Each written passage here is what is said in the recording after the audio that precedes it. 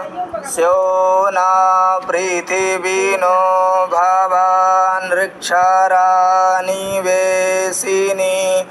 जच्छानाः सर्मासपराथाः। ॐ आधारभूता जगतस्त्वमेका महीस्वरूपेण यथा स्थितासि अपां स्वरूपस्थितया त्वयेत दाप्यायते कृत्स्नमलङ्घ्य वीर्ये।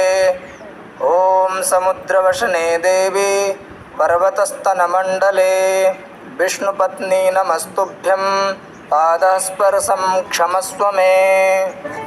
साधु सेवां बहु सुखभुक्तिं न गुरोरधिकं न गुरोरधिकं न गुरोरधिकं न गुरोरधिकम्।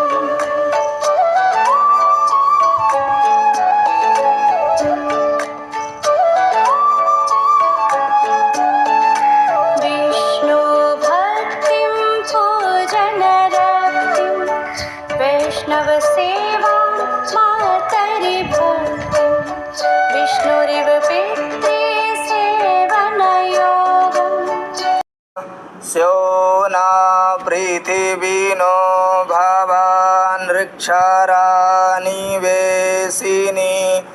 जच्छानाः सर्मासपराथाः।